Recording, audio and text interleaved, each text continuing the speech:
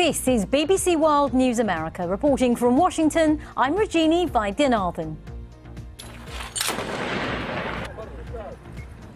We have a special report from Libya, where a UN-sponsored ceasefire is barely holding after more than a week of violence. Syrian forces prepare for an offensive in the rebel-held province of Idlib, but Russia dismisses calls for a truce.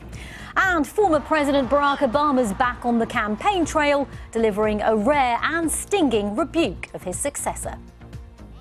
It did not start with Donald Trump. He is a symptom, not the cause.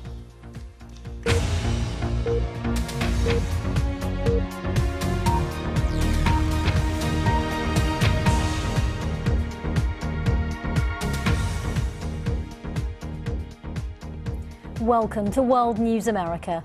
A fragile ceasefire remains in place in Libya after more than a week of fighting between rival factions. Libya has been the scene of near-constant chaos since rebel groups backed by an international coalition toppled the dictator Colonel Gaddafi 7 years ago. Ever since, a surge in African migrants have been using the country as a route to Europe. The latest violence between rival militias erupted around the capital, Tripoli. The BBC's Clive Murray and his team are the only international news crew there and sent us this report. We're entering a nervous city. Only now, after a week of fighting and 3 ceasefires, do we think it's safe to enter Tripoli. Along this same road 7 days ago, fighters from armed groups based outside the capital breached the city walls. But rival factions inside Tripoli were ready for the fight. The battles left scores dead, including civilians, and forced thousands to flee their homes. Darkness provided no respite. The battles are over, for now, but the scars linger. At his family compound, Ali El Lamari doted on 2 grandchildren, who are now dead. The rocket or missile landed right where the children were playing. There was blood everywhere, on the ground, all over the trees.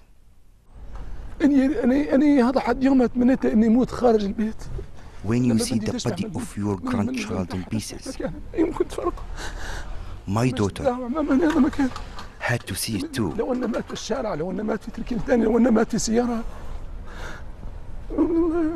I'm very, very, very sad. I'm very sad. 10 years, 10 سنوات احنا نبي نقتل. علاش؟ Why? Why are we still all fighting? Why? Muaid was 14 and Abdi Karim 15. They were buried 1 week ago today. Libya's problems, the deaths, the destruction, are the result of the messy end of Colonel Gaddafi's rule. The armed groups that helped topple him carved up the country, leaving no one in overall control. And the militias and groups that stayed within the capital are being accused of being greedy, of siphoning off funds, of ruining the economy. Those groups outside the capital now say they had to intervene. There is a UN-backed government in Tripoli, but it's accused of allowing the armed factions in the capital to act with impunity. With so many militias and fighting groups seemingly running the country, Libya is a failed state. And seizing on that failure have been the people smugglers. The fighting of recent days has ensnared many of the thousands of migrants who are trying to use Libya as a gateway to Europe across the Mediterranean. These people had to break out of a detention center when the fighting got too close. This man says there was gunfire at night and 5 people were hit. That's why we escaped. But even as we tried to run, another man was shot. Libyans are tired of the men with guns having all the influence, and hopes for nationwide elections by the end of the year are now in ruins. Once again, an attempt to stitch together this fractured nation has come to nothing. And for more, we can cross to Clive, who's live for us in Tripoli. Clive, what chances are there of a ceasefire holding for the long term? Well, that's the million-dollar question, isn't it? We've had 2 ceasefires in the last week. They both failed. There were skirmishes in the southern districts of Tripoli, which is where the original onslaught from factions and armed groups entering the capital began. And those ceasefires had to be abandoned. The fighting continued, but this latest effort with the militias and armed forces putting down their weapons, it's lasted close to 3 days now. So there's a hope, a slim hope, that this will be a prolonged situation. The airport not far from here has reopened. That's another sign that things are getting back to normal perhaps, but there are widespread power outages and fuel shortages in this an oil-rich country. The economy is on its knees, so there's so much more that needs to be done before the temptation for the military and the armed groups and the militias to get involved in the running of this country, to stop them doing that before that temptation is taken away. As I say, those elections that were tentatively scheduled for the end of the year, those plans are probably in tatters now. The conditions simply aren't right for a free and fair poll. But those elections, proper representative government, is what the people here have been yearning for, crying out for many, many decades, right through the dictatorship of Muammar Gaddafi and following his ousting in 2011. But democracy hasn't come to this land. It's what people are desperate for. Clive Myrie there in Tripoli. Thanks for joining us. Now let's go to the war in Syria, which is dividing international powers. Today, the leaders of Russia, Turkey and Iran, 3 countries which have played central roles in the conflict, were in the same room. The meeting in Tehran had been seen by many as a final chance to prevent a large-scale battle in the Syrian province of Idlib, the last rebel-held stronghold in the country. But President Putin rejected calls by his Turkish counterpart for a truce, instead saying Russia would continue its fight against what he called terrorists in Idlib. Well, with me now is Mara Karlin, a former Defence Department official who's now based at the Brookings Institution. Mara, it's great to have you with us. Is this another failure of diplomacy when it comes to Syria? Thank you for having me. It's really not a surprise that this summit didn't work out. The Russians, Iranians, and the Turks all have very different views on what should happen in the near and long term in Syria. So this summit was a last attempt, but we should have expected it to fail. And so what does that now mean for Idlib? Right now, it means that the onslaught into Idlib is a question of when, not if. Now, that might change if the U.S. comes up with some sort of diplomatic initiative. It is suggesting as such. It might change if the Russians decide that it would be in their interest to try to forestall a conflict and to be kind of another power broker of sorts. But as of now, unfortunately, it looks like we will see a pretty hideous conflict in Idlib. Now, the UN was saying earlier this week that there could be a humanitarian catastrophe if there is an assault on Idlib, a population of something like 2.9 million people. Absolutely. You're talking millions of people. We obviously know how hideous this war in Syria has been over the last few years. The World Bank said it'll take between $250 and $300 billion or so right now to reconstruct Syria.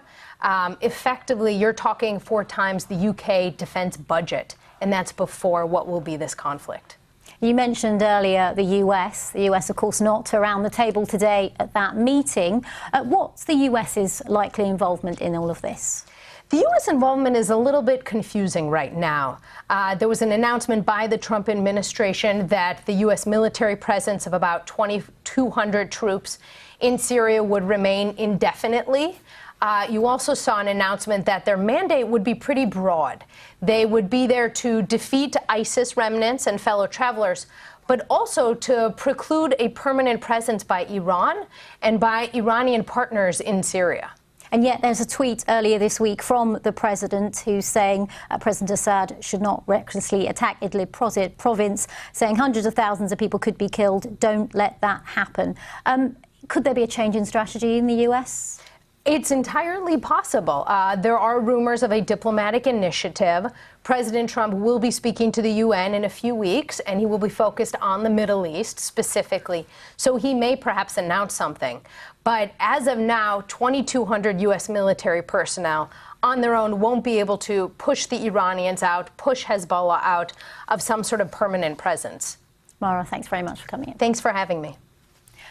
Now, Barack Obama has come out swinging against the Trump administration in his first major speech of the US midterm election season.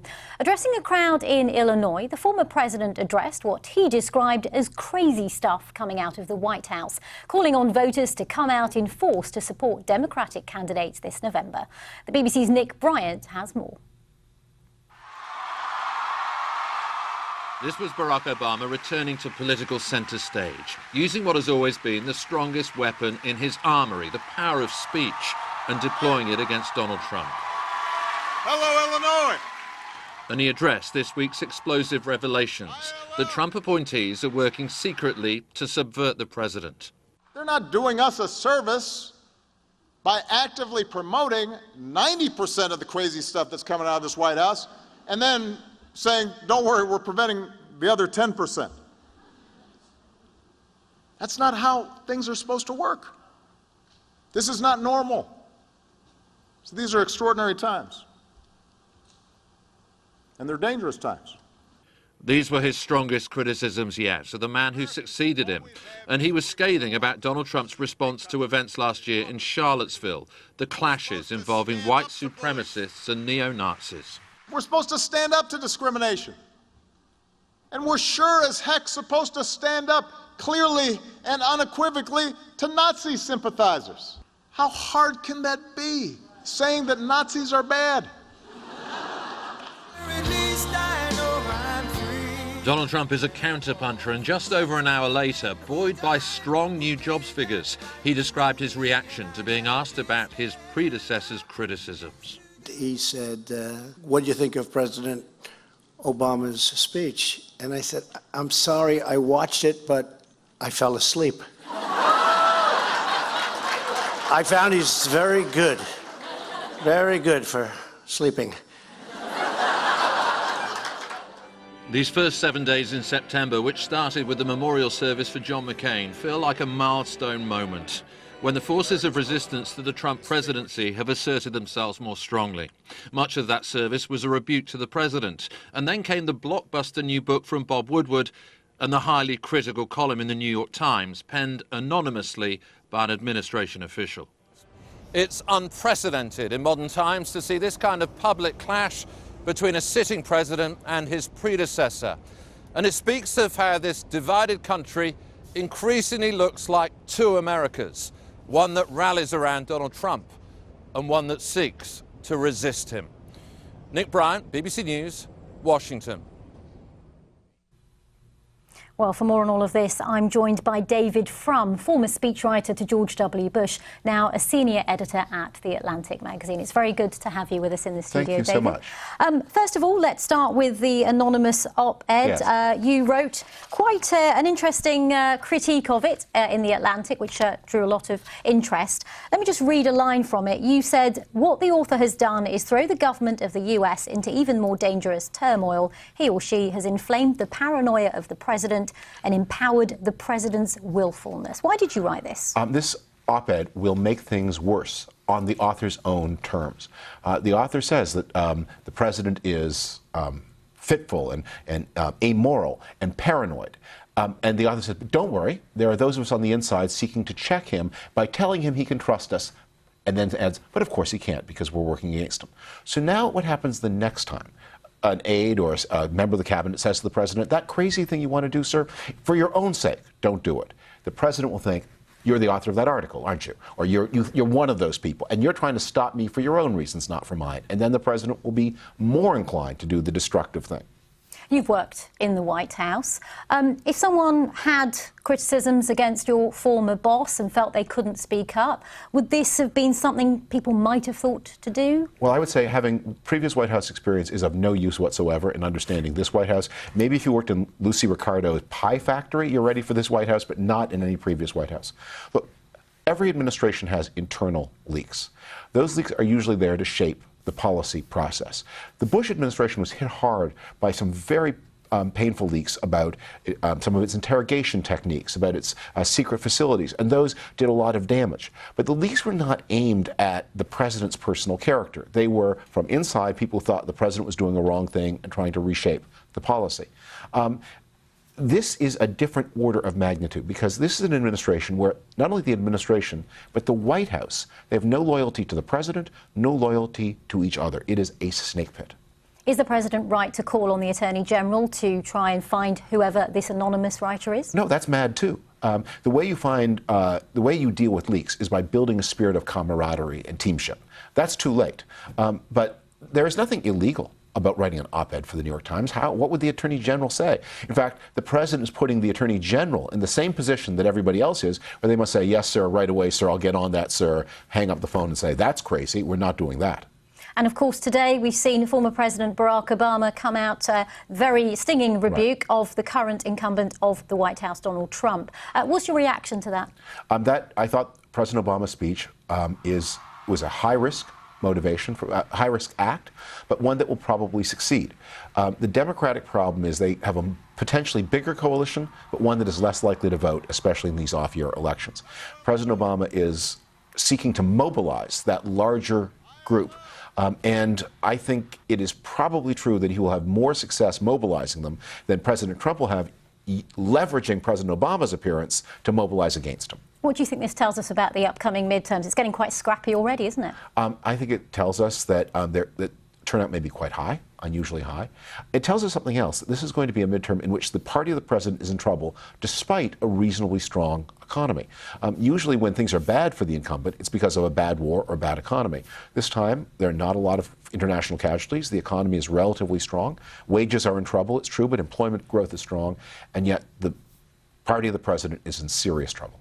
David Frum, it's great to have your insights. Thanks for joining us. The front-runner in Brazil's upcoming presidential election, far-right candidate Jair Bolsonaro, is recovering in hospital after he was stabbed at a campaign rally. Doctors say he suffered a deep and life-threatening stab wound in his intestines and lost 40% of his blood. The attack comes a month before the nation goes to the polls. A suspect's now been arrested. Officials in Mexico say they found at least 166 human skulls in a mass grave in the eastern state of Veracruz. It's thought the remains were buried at least 2 years ago. Investigators are still searching at several sites and say they can't rule out finding more bodies. There's more controversy for the boss of electric car maker Tesla. Elon Musk's been filmed smoking marijuana on a podcast. It was recorded in California, where the drug's legal. On top of that, he and his company are both being sued by the prominent short seller Andrew Left over the plan to take the firm private. Neither have responded. You're watching BBC World News America. Still to come on tonight's programme, Sweden heads to the polls this weekend. We'll look at how an anti-immigrant party could become one of the biggest political forces in the country.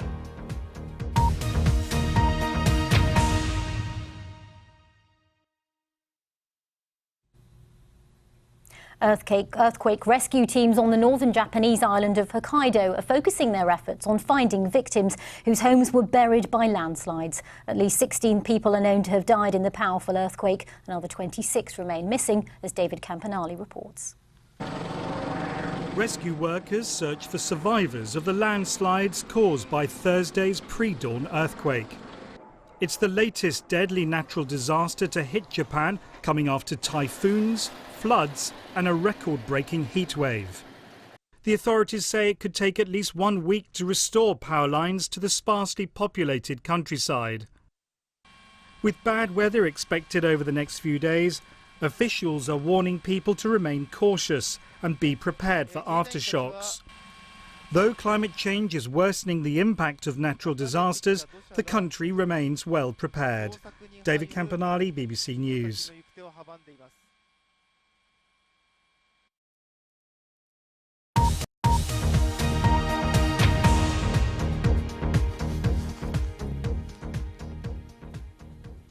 The rise of right-wing populism in politics has been a recurring theme across many parts of the globe in recent years. And it's become a major talking point in Sweden ahead of elections there this weekend.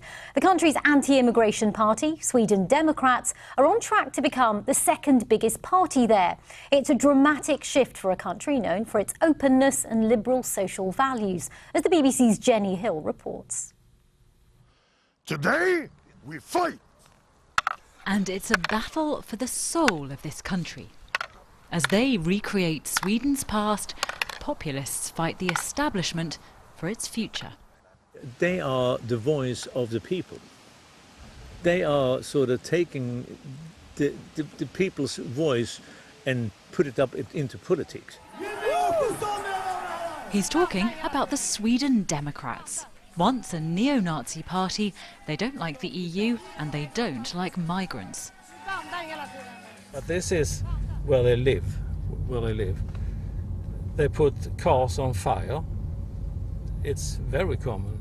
They blame them for crime, even though it's falling. If they say it's more safe now, it's false, because there is much more of the gang violence, gang rapes. Also, some things wasn't before, but now it's all the time. Is it responsible as a political party to spread this kind of message of fear? Yes. Why? Why do you? It's information for the citizens. And have you met any of the asylum seekers who still live in the town now? No, I'm not interested. It's 3 years since hundreds of thousands of people began to seek asylum on Sweden's shores. Other issues, health, the environment, dominate now. And yet it's migration, which could yet change the political landscape. Apparently, classical parties like we do not provide a vision of the future which is really attractive. So there's something, we are doing something wrong. Is Sweden changing as a country? Well, perhaps not more than other countries, I would say. Maybe we are turning to be more like a normal European country. The Vikings are long gone. Perhaps Sweden's liberal era is ending too. This Syrian refugee is now part of the clan. Even so, Manal knows, she tells us, there are people here who don't like foreigners. When I meet them, she says, I tell them I'm learning Swedish. I have a job here. As political currents drag Europe to the right, even Sweden, rich, secure, may not be able to resist. Jenny Hill, BBC News, Trelleborg. It's known as the Great Pacific Garbage Patch, a region twice the size of Texas, filled with waste, most of it plastic. And this weekend, a ship towing a giant floating tube will start making its way to the area in the Pacific Ocean to start a massive clean-up effort there. It's the biggest operator of its kind and took years in the making. Our science editor David Schuckman explains more. In San Francisco, final construction of a massive project with an incredibly bold ambition: to try to clear the oceans of plastic waste. This animation shows how the huge structure is meant to collect millions of pieces of plastic, to make them easier to get rid of. Sights like this have shocked people around the world, and images of the damage to wildlife have inspired this effort to clean up. If we don't do it now, all this plastic will start breaking down into smaller and smaller pieces. And the smaller the pieces are, the more harmful and the harder to extract from the marine environment. So we feel there is a sense of urgency. There's plastic waste in every ocean around the world, and this is the first attempt to clean it up. It'll take place in the Eastern Pacific in a rotating current that traps plastic, what's called the Great Garbage Patch. It's bigger than Britain and France combined. So how is the project meant to work? Well, a giant tube 600 meters long will float on the surface and bend into a shape like a horseshoe, drifting naturally with the currents and the winds. Now, because it'll move faster than all the bits of plastic in the water, it should slowly gather them together into a small area. Underwater, a kind of barrier will hang 3 meters down and trap plastic below the surface. And the design should mean that any fish will pass under it. And once the plastic has been drawn into a dense mass, it'll then be collected by ship and taken away to be recycled. No one can be sure if the huge system will work, and some experts worry it could harm marine life. The major problem is those creatures that passively float in the ocean and can't actually move out of the way. They're going to be, once they're in this array, they're going to be trapped there, unable to move. And for example, plankton is it's the bottom of the food chain, so we really don't want to be taking that out of our oceans. That's clearly from the teeth of a fish, is definitely. it? I mean, there's no other... No, there's no other explanation. One of the scientists on the clean-up project says because the plastic is being eaten by fish, it's entering the food chain, so should be removed. It's been there for years. We find plastic from the 70s, from the 80s, from the 90s in the middle of the ocean, and then we also find, languages on those bits of plastic. So we'll find in the North Pacific a lot of Chinese, Japanese, English, and we try to define where the things may have coming from. The plan is to start with one collection device and eventually deploy 60 of them. But all the time, more plastic is pouring down rivers into the oceans. So on its own, the clean-up operation will never be enough. David Shrookman, BBC News. A sobering reminder not to use as much plastic as we do. Well, remember, you can find more on all the day's news on our website, and you can check us out on Twitter. I can be found at BBC Rajini V. I'm Rajini Vaidyanathan. Thanks very much for watching.